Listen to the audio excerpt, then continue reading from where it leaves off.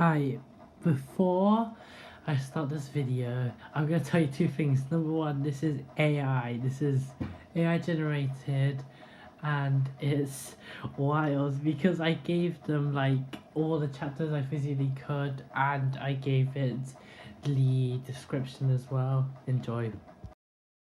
All right, strap in, everyone, because today we are going deep, deep, deep into a world that is both familiar and terrifying, the Brook Games. Oh, yeah. So think like a competition, super high stakes, Yeah. where everyone playing is a former classmate, Oh, wow. and the prize is like a life-changing amount of money. Okay. But, the cost of losing is your life. Oh, that's... Yeah. So we're working from excerpts of an online serial Right. called The Brook Games, Uh-huh. and we're going to try to unpack the mysteries of this game, Sure. the motivations of the players, the journey of our protagonist. Okay. Terry, what do you think? What jumps out at you when you first start looking at this? It's a premise that just grabs you right away. Yeah. That whole idea of a school reunion turning into a deadly competition. Oh, yeah. It's just so unsettling. And Terry is such a great example of how the author does that, right? Like, he's this relatable guy. He's broke. His math dreams didn't work out. Right. And he's going to this Brookmead alumni party, hoping for a little bit of nostalgia. Okay. Maybe some free food. Yeah. It all feels so normal until Totally, yeah. it is. And that's the brilliance of it, You're like lulled into this sense of familiarity. Yeah. And then bam, the rug is just pulled out from under you. Yeah. That strange smell of permanent marker, Ooh. the blackout. Uh-huh. It's like the author's playing with us, reminding us that even the most ordinary settings can have like dark secrets. It's so creepy. And when Terry wakes up in that dormitory wearing that school uniform with a number on it, Oh, yeah. it's like he's been transported back in time, but in like the worst way possible. Yeah, it's like a twisted version of childhood, right? Totally. Bunk beds, uniforms, forced conformity, Mhm. It all evokes this sense of powerlessness, a feeling of being trapped in a system that you can't control. Yeah.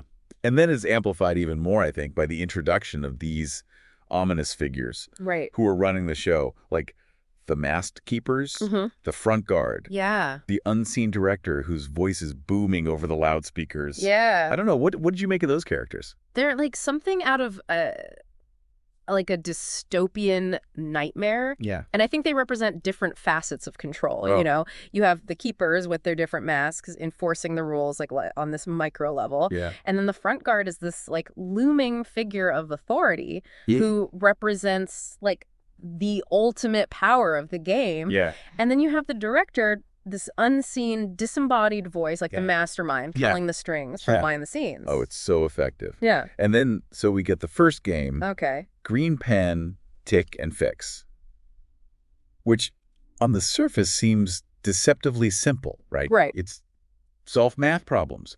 Raise your pen when you're told, Uh-huh. and you're safe. Okay. Hesitate or make a mistake, and, You're out. yeah. And I don't know about you, but even thinking about it, like, makes my palms sweat. Right. The author does a brilliant job of building tension, right? You have that that ticking clock, the pressure of performing under duress, Right. and then the sudden brutal consequences for failure. And we see right away that this isn't some, Right. harmless competition. Right. Over 50 players eliminated in that first round alone. Wow. Yeah. Really sets the tone for the brutality that's to come. Absolutely. And it's not just it's not just physical, it's psychological too. Yeah. The way the author describes the players' reactions, the panic, the desperation, the utter terror in their eyes, it's like the game is stripping away their humanity, Yeah. reducing them to their most primal instinct. Totally. And then you see that even more clearly in the failed rebellion that happens in the dormitory. Oh, yeah. Like, these players they're desperate, they're pleading for their lives, they're referencing their families, their debts, but the front guard is totally unmoved. Yeah. It's heartbreaking. It's a stark reminder that within the confines of this game, individual lives are meaningless. Uh-huh. The players are nothing more than pawns, expendable resources in a system that values obedience and compliance above all else. So chilling. But then we have Kushar, Yeah. who seems to be playing like a different game altogether. Right. He remembers this clause in the contract Oh. that allows for the games to be terminated if a majority vote is reached. Oh, okay. So he's a strategic thinker. Right. He's analyzing the situation. He's looking for ways to exploit the rules. Yeah. It's almost like, I don't know, he's the only one who hasn't completely lost hope. I love that Kushar challenges the system from within. Yeah. He's like a chess player, you know, thinking several moves ahead, trying to outmaneuver his opponents, Right. even on their own terms, Yeah. you know? It's almost as if he understands that to survive in this game, you have to play it on a psychological level. It's such a great contrast to that blind panic that we see in so many of the other players. Right, yeah. And that vote is so tense, right? Oh, totally. Because, like, you know, the prize money is a huge incentive to keep going. Sure. But then the thought that you could potentially be condemning Yeah. your fellow players to death, it's such a heavy burden. It's a real moral dilemma, you Yeah. know? It really gets you thinking. Uh-huh. How much would you be willing to sacrifice Yeah. for a chance at a better life? And how would you cope with the guilt, Yeah, you know, if your actions led to someone else's death? heavy stuff. And then that twist Oh, yeah. where the vote ends in a tie Right. and it comes down to Seth, Terry's friend. Mm-hmm. To cast the deciding vote, I was on the edge of my seat. Oh, yeah. And his decision to terminate the games, at least for now, Yeah. it's like a breath of fresh air. Yeah. A reminder that even in this oppressive environment, there's still room for compassion, Yeah. for individual choice. Right. But of course, it's the Brook Games, so it's never that simple. Never. Terry and Harvey, Right. they're blindfolded, they're thrown back into the real world, Uh-huh. only to find themselves right back where they started a short time later. Yeah, it's like the author is teasing us Totally. with the possibility of escape, Yeah. only to yank us right back into this nightmare. Yeah. And I think that you know, that brief glimpse of the outside world, Yeah. it serves another purpose. Okay. It introduces Detective Smith, Yeah. who becomes our window into the investigation. Ah, Detective Smith. Yeah. He starts out skeptical, of course. Right. But that Meat Academy card with its cryptic message and that mysterious phone number, it's enough to pique his interest. Yeah. What did you think of Smith's initial investigation?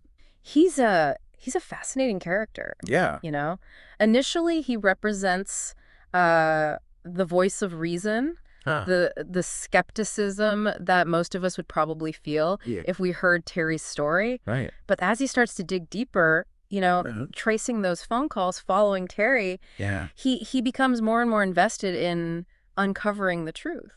And then the fact that he decides to infiltrate the games himself, disguised as a guard, Oh, yeah. that is such a risky move. It is. It really raises the stakes for everyone. Yeah, it does. It's like we now have a mole on the inside, Yeah. you know? Someone who can potentially expose the truth about the Brook Games from within. Yeah. But it also puts Smith in an incredibly vulnerable position. Oh, totally. He's surrounded by danger. Yeah. And one wrong move could cost him his life. Absolutely.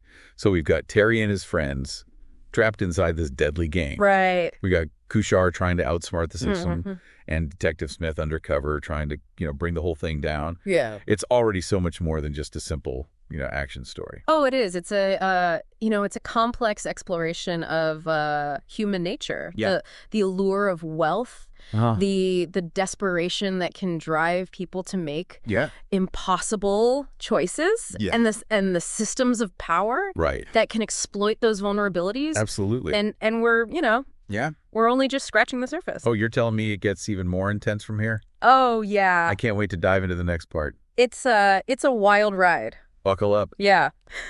Hashtag TTS, the deep dive episode 2025-0309, part 2 of 3. Yeah, and in part 2 is where the author throws in another, wrench, Yeah. doesn't he? Oh. Carrie gets this devastating news about his mom's illness. Right. It just piles on the pressure, making his decision to re-enter the games even more, Yeah.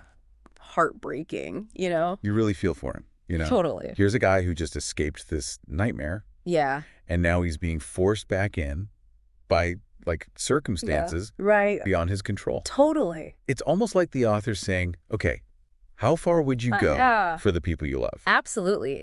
It's not just about like survival anymore. It's about responsibility. Yeah. It's about making this impossible choice between your own safety Yeah. and the well-being of someone you care about. It's such a, like, it really makes you question your own values. It Like, would you be able to resist that temptation knowing that the alternative might mean, like, losing someone you love? It's a question that sticks with you. Totally. Yeah. And Terry's not even given much time to process this No. before he's right back in the van, Right. right back in that world of uniforms and masked figures. Right back into hell. Yeah.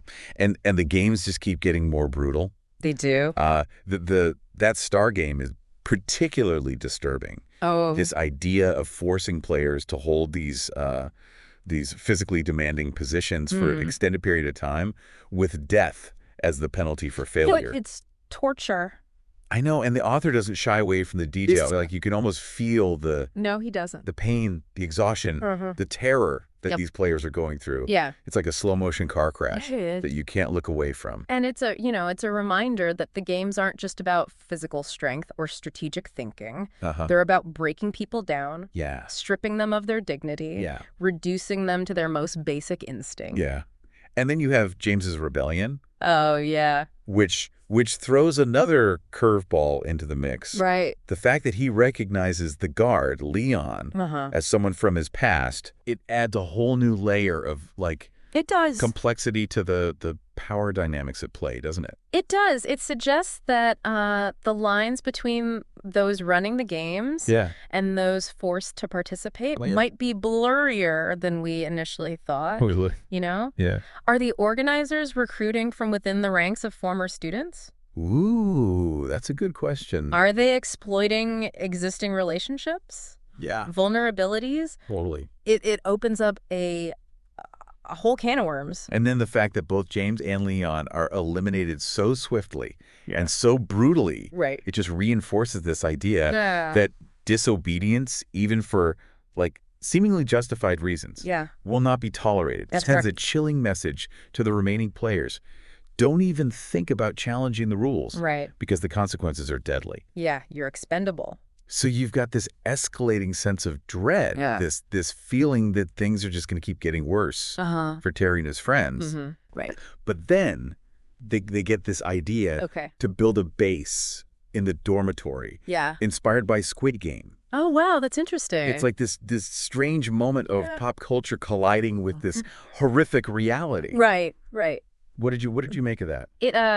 I think it speaks to the power of storytelling, you know? Yeah. Even in the face of unimaginable horror. Yeah. These characters are drawing on a fictional narrative. Right. You know, a survival strategy from a TV show. Yeah. To try and navigate a very real, very deadly situation. Yeah. It's almost as if they're clinging to any shred of hope, any semblance of control that they can find. And you have to admire their, like, ingenuity. Right.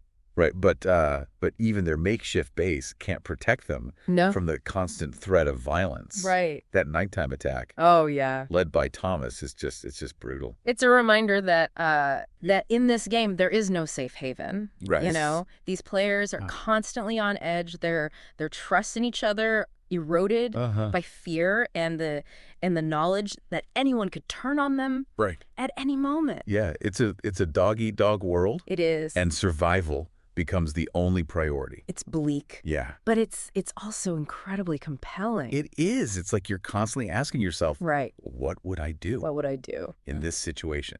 Who could I trust? Right. Who could you trust? Yeah. Then we had that 10v10 PvP game. Okay. It's interesting how the author, like, shifts gears here and forces the players to work together as teams. Okay. Even though they know ultimately Yeah. only one person can win. Right. Like, what did you make of that choice? I think it's a really clever way to explore that tension between collaboration and competition. The delicate balance between group survival and individual ambition. Yeah, and it raises this interesting question, like, can true alliances even exist in an environment like this? Right. And watching Kushar, like, take charge, devising this plan to secure the chemicals, it's it's like seeing a different side of him. You know, he's not just a strategic thinker. He's a leader. Right. He's someone who can inspire others to follow him. It's fascinating to see how his character evolves under pressure, you know? Yeah. Right. His intelligence, his analytical skills, which might have led him down a different path in a different life, are now his tools for survival in this twisted game. It makes you wonder what are the hidden strengths that we might discover within ourselves when we're faced with these extraordinary circumstances. Totally. And then, of course, we have that scene in the laboratory where Kushar's forced to eliminate a member of the opposing team. Right.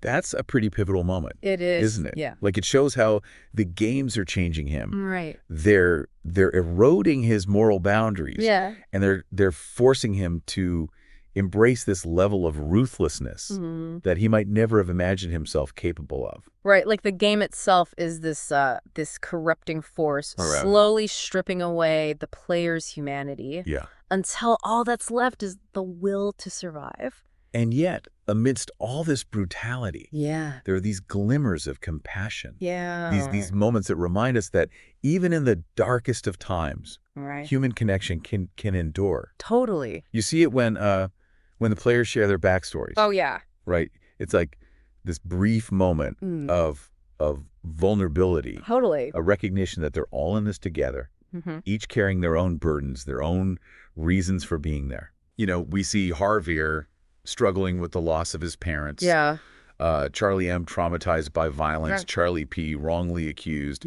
Isak robbed. Arian's home raided. Hannah's dreams shattered. Yeah, it humanizes them, doesn't it? Totally. It's you know, we see that these aren't just like fictional characters, but reflections of very real struggles that people face in the world outside the game. And then you have Kushar's story, which is just, it's heartbreaking. It is, yeah. He reveals, you know, his debts, the loan shark who's after his kidneys. It adds a whole new layer of urgency to his motivations. He's not just playing for money anymore. He's playing for his life.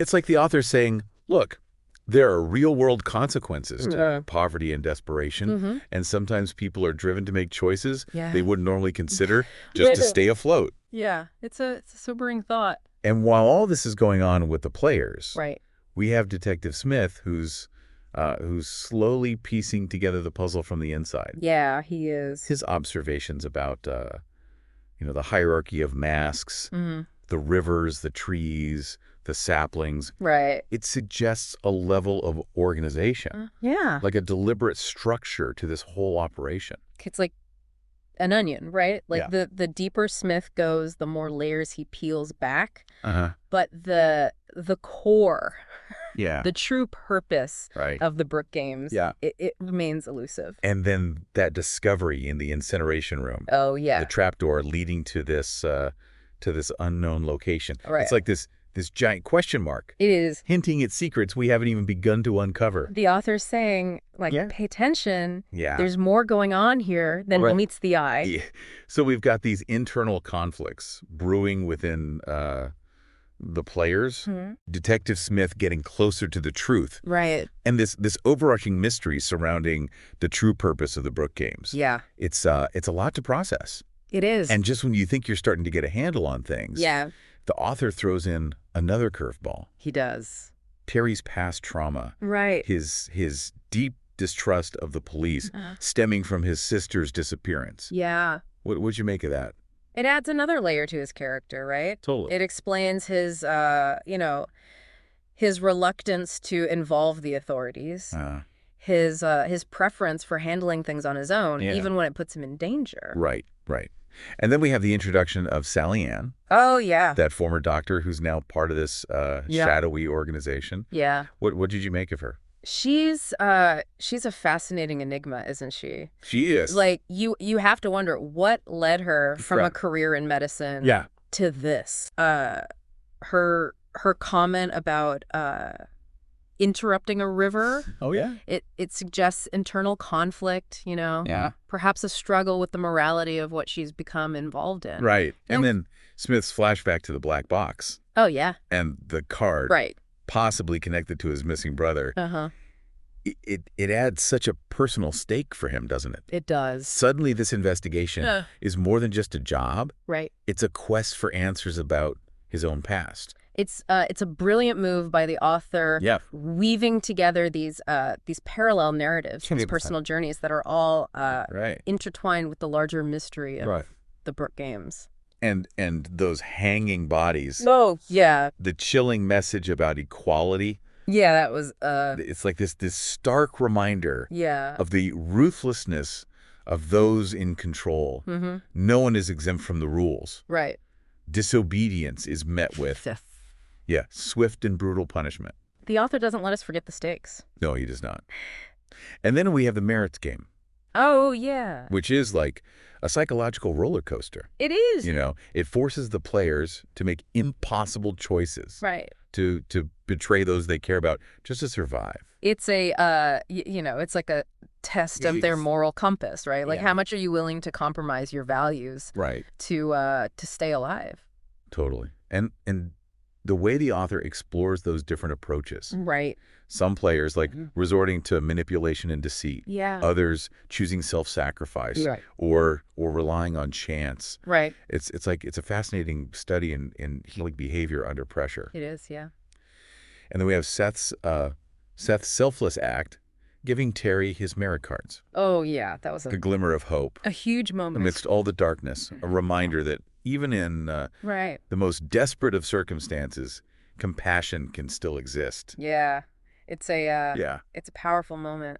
You know, it shows that even within a system that's designed to pit players against each other, there's still room for human connection. Right. For acts of kindness and selflessness. Yeah. And while all of this is going on, Smith makes this daring move. He does. To search the front guard's office. Right. Huge risk. Huge. But it pays off. Yeah. He finds that file. Right. The confirmation that his brother, Nicholas, won the 7th Brook Games. Talk about a bombshell, right? I know. It's game changer. Yeah, it's a game changer. Yeah. Suddenly, Smith's personal quest and the larger mystery of the Brook Games are intertwined. You have like all these different threads are starting to come together, weaving this like more complex and unsettling tapestry than we could imagine. It is. And just when Smith thinks he's on the verge of a breakthrough, he gets that call about the body. The order to shut down the site. Right. The walls are closing in. Yeah. He's forced to flee. Yeah. Taking his gun and his brother's tech deck as he escapes. It's a tense moment, isn't it? It is. Filled with both triumph and danger. Right. He's closer than ever to the truth. Yeah. But his own survival is now in jeopardy. And as we head into the final part of our deep dive, a new element is introduced. The visitors. Oh, yeah. These wealthy spectators seeking this new form of entertainment. Right. They're drawn to the Brook Games for all the wrong reasons. It's chilling, isn't it? It is. It's this idea that someone could find amusement in watching others fight for their lives. Yeah, the author adds like this whole new layer of social commentary to the story, doesn't he? Totally. Forcing us to confront the dark side of wealth and privilege. It's like the author is holding up a mirror to society, isn't it? Yeah. The Brook Games becomes this twisted reflection of our own obsession with spectacle. Right. Our willingness to turn a blind eye to suffering. Yeah. If it means we get our entertainment fix. Yeah, and I think it resonates even more strongly in today's world, right? With the rise of reality TV, social media, we're constantly bombarded with images of people pushing themselves to the limit, often at great, personal cost. And it's easy to become, desensitized to the youth in toll. So true. And the Brook Games forces you to confront that desensitization head on. You can't passively observe these characters struggling to survive. Yeah. You're forced to like grapple with the ethical implications. The complicity of the audience in perpetuating this kind of suffering. It makes you ask yourself, what's the line between entertainment and exploitation? Totally. And how far are we willing to go in the Yeah. pursuit of a thrill? Heavy stuff. It is. And the arrival of the visitors just adds this like whole new layer Yes. of creepiness to the games, right? Right. These aren't just random spectators. Yeah. These are wealthy individuals Yeah. who are bored with their own lives, Right. who are seeking this this vicarious thrill from watching others fight for their lives. It's like they've lost their capacity for empathy, their ability to connect with the human cost of their entertainment. Yeah. They're so detached. Right. So removed from the reality of what's happening. Right. That it's almost as if they're They're watching a play, not a real life struggle for survival. And you have to wonder, like, how does that kind of audience affect the players? Yeah, totally. Knowing that you're not just fighting for your own life, Right. but you're also performing Right. for these jaded spectators. Yeah. It must add a whole new level of, like, psychological pressure. Oh, absolutely. Right. It's like they're on a stage. Yeah. You know, their every move is being scrutinized and judged. Right. It makes you question their motivation, their action. Yeah. You know, are they truly fighting for survival? Right. Or are they playing to the crowd? All right. Hoping to win the favor of these powerful observers. Yeah, it's such a mind game. So as the story races toward its conclusion, we have these like parallel threads converging, right?